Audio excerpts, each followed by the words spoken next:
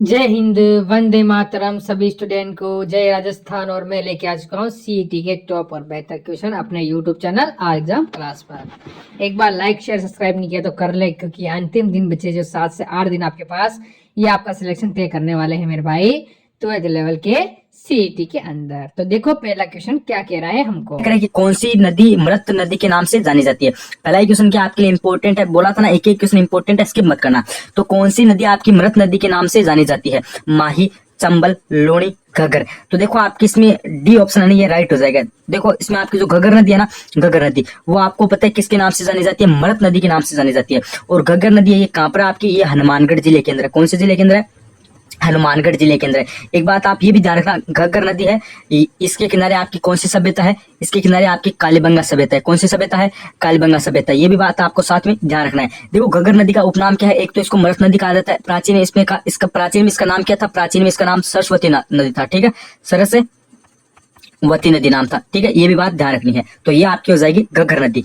और लूणी नदी आपको पता है, लूणी नदी आपके अजमेर से निकलती है। कहां से निकलती है? अजमेर के नागपाड़ से। चलो, तो इसमें आपका ऑप्शन डी राइट हो जाएगा। उसके बाद अगला प्रश्न देखो आपका क्या करे। उसके बाद अगला प्रश्न है कि निम्न में से एक भौतिक परिवर्तन है, निम्नलिखित में से कौन सा एक भौतिक परिवर्तन है? देखो ये साइंस का क्वेश्चन आ गया, बोला था ना सबकी क्वेश्चन है। लकड़ी के लट्ठे को छोटे टुकड़ों में काटना, लकड़ी को जलाना, फसलों को पकाना, भोजन को पकाना। देखो इसमें आपके ये तीनों है ना, ये भौतिक परिवर्तन नहीं है। ऑप्शन नंबर ए है ना, लकड़ी के लट्ठे को छोटे टुकड़ों में काटना, ये आपका भौतिक परिवर्तन हो जाएगा। अगला प्रश्न नेक्स्ट। उसके बाद देखिए, यदि आयत को वृत्त कहा जाए। देखो ये आपका प्रश्न आ गया है रीजनिंग से संबंधित। ठीक है, क्या आ गया है? रीजनिंग से संबंधित है, सब सब्जेक्ट के क्वेश्चन आपके डाले गए हैं। प्रश्न क्या करे कि यदि आयत को वृत्त कहा जाए, वृत्त को बिंदु कहा जाए, बिंदु को त्रिभुज तथा त्रिभुज को वृत्त कहा जाए, तो चक्कर का आकार होगा। आप सभी को पता है अगले ने बिंदु को क्या बोला है? बिंदु को अगले ने क्या बोल दिया है? ठीक है, बताओ भाई। वृत्त को अगले ने क्या बोला है? वृत्त को अगले ने, व्रत को बिंदु कहा जाता है। क्या बोला है? बिंदु कहा जाता है। व्रत को क्या बोला है? बिंदु कहा जाता है। और प्रश्न में क्या पूछा गया? प्रश्न में ये पूछा गया कि चक्कर का आकार क्या होगा? तो इसमें आपका हो जाएगा बिंदु। क्या हो जाएगा? बिंदु। ठीक है, ये बात आपको ध्यान रखनी है। अगला प्रश्न, क्योंकि अगले ने व्रत को क्या बोला है? बिंदु बोला है। चलो अगला प्रश्न। उसके बाद अगला प्रश्न आपसे क्या पूछा जा रहा है? उसके बाद अगला प्रश्न बोला जा रहा है कि तत्व के गुण किसके द्वारा निर्धारित किए जाते हैं। देखो उस क्वेश्चन को आपको कैसे समझना है, जैसे आपको पता है रीजनिंग में एक नियम लगता है। जैसे क्या बोला जाता है कि पीले को काला बोला जाता है, काले को सफेद बोला जाता है, सफेद को लाल बोला जाता है। तो फिर खून किसके रंग का होगा, यानी रक्त एक कैसा होगा? तो फिर आपको पता है ब्लड कैसा होगा? सफेद होगा। क्योंकि अगले ने लाल को क्या बोला है? लाल को तो अगले ने क्या बोला है? लाल को तो अगले ने सफेद बोला है। ठीक है, तो आप सभी को पता है आपका जो खून है ये कैसा होता है? लाल होता है। तो लाल को अगले ने क्या बोल दिया? सफेद बोल दिया है। तो वो आपका क्या हो जाएगा? सफेद हो जाएगा। ठीक है, यानी जिस रंग को जो बोला जाए या फिर जिसको वो जो बोला जाए, वहां से आपका आंसर राइट होगा। अब देखो प्रश्न क्या करें कि तत्व के गुण किसके द्वारा निर्धारित किए जाते हैं। ये भी एक इंपॉर्टेंट है। परमाणु क्रमांक, परमाणु भार, न्यूट्रॉन या फिर प्रोटॉन। तो इसमें आपका क्या हो जाएगा? आपके जो तत्व के गुण है ये किसके द्वारा निर्धारित किए जाते हैं, ये थोड़ा सा इंपॉर्टेंट है। तो इसमें आपके हो जाएंगे ऑप्शन नंबर ए, यानी परमाणु क्रमांक। तत्व के गुण है किसके द्वारा निर्धारित किए जाते हैं? परमाणु क्रमांक के द्वारा। अगला प्रश्न। उसके बाद अगला प्रश्न है कि निम्न में से कौन सा कथन असत्य है। ये देख लो इंपॉर्टेंट है, राजस्थान जीके से, यानी सबकी क्वेश्चन डाले। बस आप है ना बिना स्किप किए 30 मिनट एकदम अच्छे से देखना। तो देखो निम्न में से कौन सा कथन असत्य है। घंटियों का शहर झालरापाटन झालावाड़, राजस्थान का पंजाब सांचौर, राजस्थान का शिमला माउंट आबू सिरोही, जल महलों की नगरी उदयपुर। देखो आप सभी को पता है घंटियों का शहर है, ये किसको कहा जाता है? झालरापाटन को। किसको कहा जाता है? झालरापाटन को। झालरापाटन आपका कहाँ पर है? झालावाड़ के अंदर है। एकदम सही बात है। राजस्थान का पंजाब है, ये किसको कहा जाता है? सांचौर को कहा जाता है। और सांचौर आपका कहाँ पर है? जालोर के अंदर है। सांचौर कहाँ पर आपका? जालोर के अंदर है। ये भी बात आपकी एकदम सही है। उसके बाद देखिए राजस्थान का शिमला माउंट आबू सिरोही को, ये भी बात सही है। और उसके बाद क्या बोले? जल महलों की नगरी उदयपुर, ये गलत हो जाएगा। क्योंकि जल महलों की नगरी किसको कहा जाता है? डीग को कहा जाता है। किसको कहा जाता है? डीग को। और डीग आपका कहाँ पर? डीग आपका भरतपुर के अंदर है। ये भी बात आपको साथ में ऐड कर लेनी है। अगला क्वेश्चन। उसके बाद अगला प्रश्न आपसे पूछा गया है कि बिसलपुर बांध का निर्माण किस वर्ष पूरा हुआ था या फिर किस वर्ष पूर्ण हुआ था। ये थोड़ा सा इंपॉर्टेंट है, इस पे स्टार लगा लो। तो बिसलपुर बांध है, इसका निर्माण है, ये आपका किस वर्ष पूरा हुआ था। देखो बिसलपुर बांध है, ये आपका कहाँ पर है? तो ये आपका हो जाएगा गुरुजी कौन से जिले में हो जाएगा? ये आपका हो जाएगा टोंक जिले के अंदर। कौन से जिले में? आपका टोंक जिले के अंदर है। अभी क्या पूछा है कि इसका जो निर्माण है, कार्य है, ये किस वर्ष पूर्ण हुआ था? 1989, 1992, 1996, 1999। तो इसका हुआ था आपका 1999 के अंदर। डी ऑप्शन राइट हो जाएगा। अगला प्रश्न। उसके बाद अगला प्रश्न क्या पूछा गया है कि इनमें से कौन सा राजस्थान का टंगस्टन उत्पादक क्षेत्र है। ये आपके लिए ज्योग्राफी से इंपॉर्टेंट है। निम्नलिखित में से राजस्थान का टंगस्टन उत्पादक क्षेत्र ये कौन सा है? राजमहल है, गोगुंदा है, डेगाना है या फिर जावर है। देखो जावर की खाने आपको पता है कहाँ पर हो जाएगी? जावर की खानी, ये बात आपको कमेंट करके बतानी है। और टंगस्टन है ना, ये आपका हो जाएगा डेगाना। राजस्थान का टंगस्टन उत्पादक क्षेत्र कौन सा है? डेगाना। और ये राजस्थान का ही नहीं बल्कि भारत का भी एक क्या है, प्रमुख टंगस्टन का उत्पादक क्षेत्र है डेगाना। डेगाना आपका कहाँ पर आता है? डेगाना आपका नागौर जिले के अंदर आता है। कहाँ पर आता है? नागौर जिले के अंदर। और राजस्थान की जो धातु नगरी है ना, राजस्थान की धातु नगरी, वो किसको कहा जाता है? धातु नगरी वो आपके नागौर को कहा जाता है। यानी इसमें आपका ऑप्शनल सी राइट हो जाएगा। अगला क्वेश्चन, उसके बाद अगला प्रश्न आपसे पूछा गया है कि राज्य सरकार के मुख्य सचिव की नियुक्ति कौन करता है? ये आपके लिए इंपॉर्टेंट है भाई। हाँ, इसमें क्या पूछा गया कि राज्य सरकार के मुख्य सचिव की नियुक्ति ये कौन करता है? राज्यपाल, मुख्यमंत्री, विधानसभा अध्यक्ष या फिर राष्ट्रपति? तो इसमें आपका हो जाएगा ऑप्शन बी, यानी राज्य का मुख्यमंत्री। राज्य के मुख्य सचिव की नियुक्ति कौन करेगा? राज्य का मुख्यमंत्री करेगा। जैसे मुख्य से मुख्य सचिव और मुख्य से मुख्यमंत्री। अगला प्रश्न, उसके बाद अगला प्रश्न आपसे क्या पूछा गया है कि इंदिरा गांधी नहर परियोजना में लिफ्ट नहरों की संख्या कितनी है? देखो विद्यार्थियों, मैं आप सभी को बताता हूँ, इंदिरा गांधी नहर परियोजना है ना, इससे संबंधित आपका जो एग्जाम हुआ था ना, किसका? जो आपका एग्जाम था ना सीटी ग्रेजुएट लेवल का 4 शिफ्ट में जो पेपर था ना, उन चारों शिफ्ट में इंदिरा गांधी नहर परियोजना से संबंधित एक ही क्वेश्चन कंफर्म आया था, सब में आया था। उसमें आपकी जो इंदिरा गांधी नहर है उनके जिले पूछ लिए, प्रथम चरण पूछ लिया, नदियां पूछ ली, शुरुआती पॉइंट पूछ लिया, लेकिन अभी तक ये नहीं पूछा गया कि इंदिरा गांधी नहर परियोजना में लिफ्ट नहरों की संख्या ये कितनी है। ये क्वेश्चन अभी तक नहीं बना है। तो इसमें आपको बताना है कि इंदिरा गांधी नहर परियोजना है, इसमें लिफ्ट नहरों की जो संख्या है वो कितनी है? 5 है, 9 है, 7 है या फिर 8 है? तो इसमें आपका हो जाएगा ऑप्शन सी, यानी 7 है। इंदिरा गांधी नहर परियोजना में लिफ्ट नहरों की संख्या कितनी है? 7 है। और अगर आपको पूछा जाए इंदिरा गांधी नहर परियोजना का संभागीय मुख्यालय कहाँ पर है, तो संभागीय मुख्यालय आपका हो जाएगा जयपुर के अंदर। ये भी बात आपको ऐड कर लेनी है। अगला क्वेश्चन, उसके बाद अगला प्रश्न आपसे क्या पूछा गया है कि राजस्थान राज्य आपदा प्रबंधन प्राधिकरण का गठन कब किया गया था? ये डेट थोड़ी सी आप ध्यान में रखना भाई। राजस्थान राज्य आपदा प्रबंधन प्राधिकरण का आपका गठन है, ये किस वर्ष हुआ था? 2005, 2006, 2007, 2008। तो ये आपका हुआ था कब? ये गुरुजी आपका हुआ था 2007 के अंदर। ऑप्शन नंबर आपका सी राइट हो जाएगा। कौन सा राइट हो जाएगा? सी। अगला क्वेश्चन, उसके बाद अगला प्रश्न आपसे क्या पूछा गया है, मुख्य रूप से मांस उत्पादक भेड़ की नस्ल कौन सी है? देखो अब की बार आपको एक बात ये ध्यान रखनी है, जो आपकी पशु संपदा है ना, पशु संपदा आपकी ज्योग्राफी में टॉपिक है पशु संपदा या फिर पशु गणना, वहां से बहुत सारे क्वेश्चन उठ रहे हैं। हाल ही में जो स्टेनोग्राफर की एग्जाम हुई थी ना, वहां पे कम से कम 7 क्वेश्चन पूछे गए थे। 7 क्वेश्चन अकेले एक टॉपिक से। तो इस टॉपिक को आप एकदम अच्छे से ध्यान रखना भाई। राज्य में या फिर मुख्य रूप से राजस्थान में जो मांस उत्पादक के लिए जो भेड़ की नस्ल है वो कौन सी है? चोकला है, मालपुरा है, मेरिनो है, जाखरी है। देखो तो इसमें आपकी मांस उत्पादक के लिए जो राजस्थान में भेड़ की नस्ल है वो हो जाएगी मालपुरा। कौन सी हो जाएगी? मालपुरा हो जाएगी। एक बात आपको ये ध्यान रखनी है, जो आपकी राजस्थान की मेरिनो है ना, राजस्थान की मेरिनो किस नस्ल की भेड़ को कहा जाता है? तो यह आपकी कहा जाता है किस नस्ल की भेड़ को? चोकला नस्ल की भेड़ को। और ये आपकी पाई जाती है शेखावाटी क्षेत्र में। बस ये भी बात आपको साथ में ध्यान रखनी है। अगला प्रश्न, उसके बाद अगला प्रश्न आपसे क्या पूछा गया है कि राजस्थान में ईस्ट इंडिया कंपनी के साथ संधि करने वाला अंतिम राज्य कौन सा था? ये आपकी स्टेशन इंपोर्टेंट क्वेश्चन है। ईस्ट इंडिया कंपनी के साथ संधि करने वाला अंतिम आपका जो राज्य है वो कौन सा था? अलवर, सिरोही, मेवाड़, बीकानेर। तो इसमें देखो आपका हो जाएगा ऑप्शन बी, यानी सिरोही हो जाएगा। सिरोही क्या था? सबसे अंतिम था। और सबसे पहला कौन सा हो जाएगा? करौली हो जाएगा। ये भी बात आपको साथ में ध्यान रखनी है। एक आपका आता है एकीकरण से संबंधित कि राजस्थान एकीकरण के जो आपका विलय पत्र है, ठीक है, एकीकरण में भारत के संग विलय पत्र पर सर्वप्रथम हस्ताक्षर राजस्थान की किस रियासत ने किए थे? तो आपका हो जाएगा बीकानेर। सर्वप्रथम किस रियासत ने हस्ताक्षर किए थे? बीकानेर ने। और सबसे बाद में किसने किए थे? तो सबसे बाद में किए थे आपके धौलपुर रियासत ने। ये भी बात साथ में ऐड कर लेना। अगला प्रश्न, उसके बाद अगला प्रश्न आपसे पूछा गया है कि नानक भेल व देवलाल गुर्जर का संबंध निम्नलिखित में से किससे रहा है? यह आपके लिए इंपॉर्टेंट है भाई, इसको एक बार आप अच्छे से देख लेना। देखो नानक भेल व जो आपके देवीलाल गुर्जर है, ठीक है, उनका संबंध किससे है? बिजोलिया किसान आंदोलन, बूंदी किसान आंदोलन, मेवाड़ भेल आंदोलन या फिर बेंगू किसान आंदोलन। तो देखो इसमें आपके कौन हो जाएंगे? देखो नानक भेल और देवीलाल गुर्जर है ना, इनका संबंध आपका बूंदी किसान आंदोलन से था। किससे था? बूंदी किसान आंदोलन से। और बूंदी किसान आंदोलन का आपका जो नेतृत्व ये किसने किया था? ये नेतृत्व आपका किया था पंडित नैनूराम शर्मा ने। किसने किया था? पंडित नैनूराम शर्मा ने किया था। ये बात आपको साथ में ध्यान रखनी है।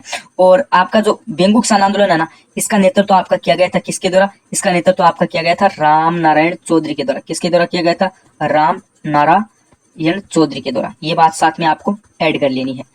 और बिजोलिया किसान आंदोलन है, इसका नेतृत्व तो आप सभी को पता है, जो आपका फर्स्ट चरण था उसमें साधु सीताराम दास ने किया, फिर आपके विजय सिंह पत्तगी ने किया। इस हिसाब से इनका नेतृत्व किया गया था। लेकिन आपको ये बात ध्यान रखनी है कि जो आपका नानक जी भेला और देवीलाल गुर्जर है, ये आपके बूंदी किसान आंदोलन से संबंधित है। चलो अगला क्वेश्चन देखते हैं। उसके बाद अगला प्रश्न आपसे पूछा गया है कि राजस्थान लोक सेवा आयोग के पहले अध्यक्ष कौन थे। ये थोड़ा सा इंपॉर्टेंट क्वेश्चन है, तो थोड़ा सा इंपॉर्टेंट क्वेश्चन है, राजस्थान लोक सेवा आयोग के पहले अध्यक्ष कौन थे। देखो राजस्थान लोक सेवा आयोग का आपका मुख्यालय ये आपका कहाँ पर है, अजमेर के अंदर। कहाँ पर है, अजमेर के अंदर। और राजस्थान लोक सेवा आयोग की स्थापना ये 1949 के अंदर की गई थी। और राजस्थान लोक सेवा आयोग के वर्तमान आपके जो अध्यक्ष है वो कौन है, वो आपके हैं कैलाश चंद्र। वो कौन है आपके, कैलाश चंद्र है। ठीक है, कैलाश चंद्र मीना है। ये बात आपको साथ में ऐड कर लेनी है। लेकिन प्रश्न में पूछा कि पहले यानी प्रथम आपके कौन थे, तो प्रथम आपके हो जाएंगे एक के घोष। कौन हो जाएंगे प्रथम, एक के घोष हो जाएंगे। अगला क्वेश्चन।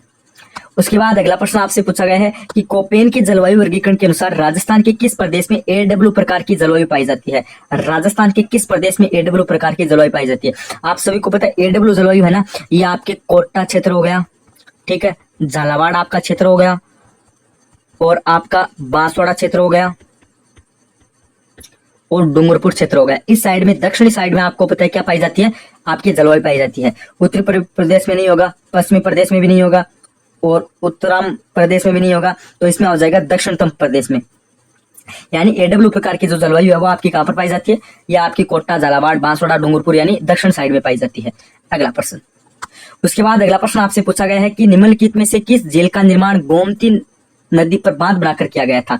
यह आपके लिए इंपॉर्टेंट क्वेश्चन है भाई। निम्नलिखित में से किस झील का निर्माण आपका गोमती नदी पर बांध बनाकर किया गया था। पुष्कर झील, उदय सागर झील, फतेह सागर झील, या फिर जयसमंद झील। तो इसमें आपकी हो जाएगी जयसमंद झील। किसका किया गया था, जयसमंद झील का। और जयसमंद झील यह आपको पता है राजस्थान की सबसे बड़ी कृत्रिम झील है। राजस्थान की सबसे बड़ी कृत्रिम मीठे पानी की झील है। ये बात आपको ऐड कर लेनी है। और राजस्थान की सबसे बड़ी खारे पानी की झील है, ये आपकी हो जाएगी सांबर। कौन सी हो जाएगी, सांबर हो जाएगी। नेक्स्ट। उसके बाद नेक्स्ट प्रश्न आपसे पूछा गया कि राष्ट्रीय मरु उद्यान को किस नाम से जाना जाता है।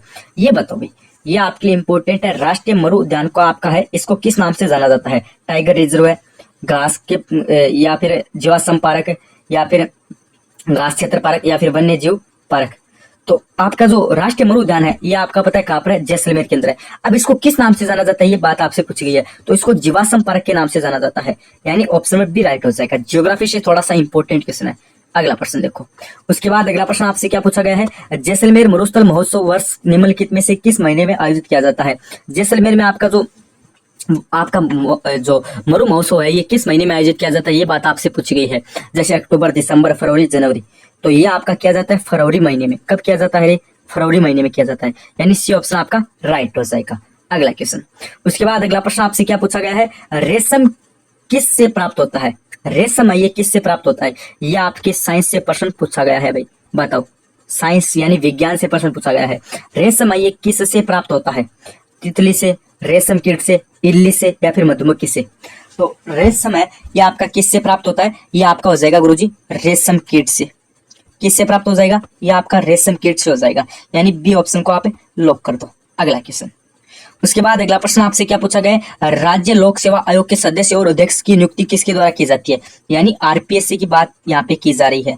आरपीएससी के अध्यक्ष, एक सेकेंड, आरपीएससी के अध्यक्ष और जो आपके सदस्य है ना उसकी नियुक्ति पूछिए किसके द्वारा की जाती है। राज्य के मुख्यमंत्री के द्वारा, भारतीय राष्ट्रपति के द्वारा, या फिर उच्चतम न्यायालय के मुख्य न्यायाधीश के द्वारा, या फिर राज्य के राज्यपाल के द्वारा।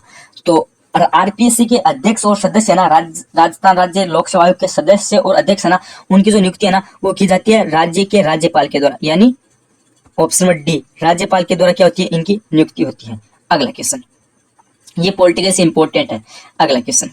उसके बाद अगला प्रश्न क्या पूछा गया है, ये बताओ भाई, निम्नलिखित में से कौन सा सिंचाई परियोजना जिला सही सम्मिलित नहीं है। ये थोड़ा सा इंपॉर्टेंट है। यहाँ से आपके 4 टाइप के, कितने टाइप के, 4 टाइप के क्वेश्चन आपके क्लियर होंगे। बताओ, जैसे श्रावण भादो कोटा दे रखा है, सोम कागधर उदयपुर दे रखा है, परवन लिप्त जयपुर दे रखा है, सोम कमला अंबा आपकी डूंगरपुर दे रखा है। तो इसमें से आपकी कौन सी सम्मिलित नहीं है वो बतानी है। देखो, श्रावण भादो आपकी परियोजना है, यह आपकी कोटा केंद्र है। एकदम सही बात है भाई, कहां पर है, कोटा केंद्र है। उसके बाद देखो आपकी सोम कागधर है ना, ये उदयपुर केंद्र है। एकदम सही बात है, क्योंकि सोम कागधर आपके कहां पर है, उदयपुर जिले के अंदर है। उसके बाद देखिए सोम कमला अंबा, ये आपके डूंगरपुर केंद्र है। सोम कमला अंबा कहां पर है आपकी परियोजना, डूंगरपुर जिले में। ये भी सही है, किंतु परंतु बट परवन लिप्त है, ये आपके जयपुर केंद्र नहीं है। ये आपकी कहां पर है, ये आपकी है झालावाड़ केंद्र। कौन से जिले में है, ये आपकी झालावाड़ जिले में है। तो इसमें आपका क्या हो जाएगा, ऑप्शन सी है ना, ये असम्मिलित हो जाएगा। हाँ, ये याद रखना, झालावाड़ में है। अगला क्वेश्चन। उसके बाद अगला प्रश्न क्या पूछा गया है, राजस्थान में किस तिथि को मुख्यमंत्री निःशुल्क योजना लागू की गई। देखो ये योजना है ना, पिछले साल आपकी जो सीटी 2023 में हुई थी ना, उसमें सबसे ज्यादा क्वेश्चन आए थे। योजना से 2-4 प्रश्न हर एक शिफ्ट में बन रहे थे, तो इसको ध्यान रखना। प्रश्न क्या कह रहा है आपका, राजस्थान में किस तिथि को मुख्यमंत्री निःशुल्क योजना लागू की गई। निःशुल्क दवा योजना है, ये कब लागू की गई। 1 अप्रैल 2010 को, 10 जून 2011 को, 2 अक्टूबर 2011 को, 5 सितंबर 2012 को। एक बात हमेशा याद रखना, अगर कोई भी ऑप्शन में आपको 2 चीजें सेम मिल जाए ना, कॉमन मिल जाए ना, मान लो कोई 4 ऑप्शन दे रखे हैं, उनमें से 2 ऑप्शन आपके थोड़े बहुत सेम है, ज्यादा नहीं थोड़े बहुत सेम है, तो हमेशा तुक्का उन पर ही लगाना। वहां पर आपके तुक्का सही होने के 50% चांस रहते हैं, और अन्यथा आपका 1% भी चांस नहीं रहता है। तो हमेशा 2 ऑप्शन सेम होते हैं ना, वहां पर तुक्का लगाया करो, क्योंकि वहां पर उन दोनों में से ऑप्शन राइट होता है, वो 2 पहले ही कट हो जाते हैं। जैसे आपको बताया यहाँ पे 2010 और 2012 कट हो गया, अब 2 ऑप्शन आपके बचे हैं, तो हमेशा ऐसे 2 ऑप्शन में तुक्का लगाना। तो राजस्थान में किस तिथि को मुख्यमंत्री निःशुल्क दवा योजना लागू की गई। तो देखो आरएसएसबी यानी कर्मचारी चयन बोर्ड का भी ट्रेंड क्या है, वो आपको सब ऑप्शन में 2011 देगा, ठीक है। बोर्ड हर ऑप्शन में आपको 2011 देगा, और फिर आपको हर ऑप्शन में ना, हर ऑप्शन में आपको क्या देखने को मिलेगा, अक्टूबर देखने को मिलेगा। तो इसलिए आपको डेट, मंथ, ये सब कुछ याद करना है, यानी डीप में भी आपको पूछा जाएगा। तो राजस्थान में किस तिथि को मुख्यमंत्री निःशुल्क दवा योजना लागू की गई, तो ये आपकी की गई थी। तारीख तो आपकी हो जाएगी 2, और मंथ आपका हो जाएगा अक्टूबर, और ईयर आपकी हो जाएगी 2011, यानी सी ऑप्शन आपका राइट हो जाएगा। अगला प्रश्न। उसके बाद अगला प्रश्न है कि मुख्यमंत्री अनुप्रति योजना है, ये किससे संबंधित है। योजना के मैंने 2-4 प्रश्न जानबूझकर डाले हैं, क्योंकि यहाँ से एग्जाम में प्रश्न बनते हैं भाई। तो मुख्यमंत्री अनुप्रति योजना है, ये किससे संबंधित है। गरीब लोगों के गृह निर्माण से है, बालिका शिक्षा से है, कुओं के निर्माण से है, प्रतियोगी परीक्षाओं की तैयारी से है। मुख्यमंत्री अनुप्रति योजना है ना, ये आपकी किससे संबंधित है, तो ये आपकी हो जाएगी किससे, प्रतियोगी परीक्षाओं की तैयारी करने वाले छात्रों से हो जाएगी। प्रतियोगी परीक्षाओं की तैयारी करने वाले छात्रों से ये क्या है, संबंधित है। अगला क्वेश्चन। उसके बाद अगला प्रश्न क्या पूछा गया है, राजस्थान राज्य खान व खनिज लिमिटेड का मुख्यालय ये आपका कहां पर है। ये भी एक इंपॉर्टेंट है, राजस्थान राज्य खान एवं खनिज लिमिटेड का मुख्यालय ये आपका कहां पर स्थित है। जयपुर, जोधपुर, राजसमंद, उदयपुर। तो ये आपका हो जाएगा उदयपुर जिले के अंदर। ये आपका कहां पर है, उदयपुर जिले में। डी ऑप्शन आपका राइट हो जाएगा। अगला क्वेश्चन। उसके बाद अगला प्रश्न क्या है कि विटामिन के की कमी से क्या होता है। जैसे आप सभी को पता है भाई, विटामिन ए की कमी से कौन सा रोग होता है, रतौंधी रोग होता है। विटामिन ए की कमी से कौन सा रोग होता है भाई, रतौंधी, आप सभी को पता है। और विटामिन बी की कमी से आपको पता है बेरी बेरी होता है। कौन सा होता है, बेरी बेरी। और विटामिन सी है ना, सी, इसकी कमी से आपका सकरवी रोग होता है। कौन सा होता है, सकरवी। और उसके बाद विटामिन डी है ना आपका, उसकी कमी से आपका रिकेट्स होता है। कौन सा होता है, रिकेट्स, ये आप सभी को पता है। लेकिन ये पूछा गया कि विटामिन के की कमी से क्या होता है। रक्त का थक्का जमने में समस्या होती है, कैल्शियम के उपापचय में समस्या होती है, पाचन की समस्या होती है, इनमें से कोई नहीं। ये आपका साइंस से इंपॉर्टेंट है। तो विटामिन के की कमी से क्या होता है, तो इसमें आपका हो जाएगा रक्त का थक्का जमने में समस्या। क्या होता है, रक्त का थक्का जमने में क्या होती है, समस्या होती है। ये ऑप्शन आपका राइट हो जाएगा। अगला क्वेश्चन। उसके बाद नेक्स्ट अगला है कि निम्न में से कौन सा भौतिक परिवर्तन का उदाहरण है। ये बताओ भी, निम्न में से कौन सा भौतिक परिवर्तन का उदाहरण है। जंग लगना, चांदी का काला होना, पानी का उबलना, कागज का जलना। अब बताओ निम्नलिखित में से कौन सा आपका भौतिक परिवर्तन का उदाहरण है। ये बात आपसे पूछी गई है, ये थोड़ा सा इंपॉर्टेंट आपके लिए। देखो भाई, इसमें आपको मैं बताता हूँ, जैसे जंग लगना, ये आपका कोई भौतिक परिवर्तन का उदाहरण नहीं है। चांदी का काला होना, ये भी कोई भौतिक परिवर्तन का उदाहरण नहीं है। कागज का जलना, ये भी कोई भौतिक परिवर्तन का उदाहरण नहीं है। किंतु परंतु बट पानी का उबलना है ना, पानी का उबलना, ध्यान से देखना भाई, पानी का उबलना, ये आपका किसका हो जाएगा, ये आपका हो जाएगा भौतिक परिवर्तन का उदाहरण। किसका हो जाएगा भाई, ये आपके भौतिक परिवर्तन का उदाहरण हो जाएगा। ठीक है, भौतिक परिवर्तन का उदाहरण है। ठीक है, अगला प्रश्न। उसके बाद अगला प्रश्न आपसे क्या पूछा गया है, स्पीकर प्रोटेम को शपथ कौन दिलाता है। ये बताओ भाई, प्रोटेम स्पीकर होता है ना आपका, प्रोटेम स्पीकर, उसको शपथ कौन दिलाता है। मुख्यमंत्री, राज्यपाल, राज्य विधानसभा का वरिष्ठ सदस्य, या फिर उच्च न्यायालय का प्रमुख न्यायाधीश। देखो इंपॉर्टेंट क्वेश्चन आपको बता रहा हूं मैं, आपके जो है ना, आपके क्या जो यहाँ पे पॉलिटिकल है ना, वहां से इंपॉर्टेंट क्वेश्चन एग्जाम में सीधा सीधा बन सकता है कि प्रोटेम स्पीकर को शपथ कौन दिलाता है। तो इसमें आपका हो जाएगा कौन सा ऑप्शन, इसमें गुरुजी आपका हो जाएगा ऑप्शन बी, यानी प्रोटेम स्पीकर को आपका स्पीकर है, सॉरी प्रोटेम स्पीकर को जो आपका शपथ है ये राज्यपाल दिलाता है। कौन दिलाता है, राज्यपाल, यानी ऑप्शन आपका बी राइट हो जाएगा।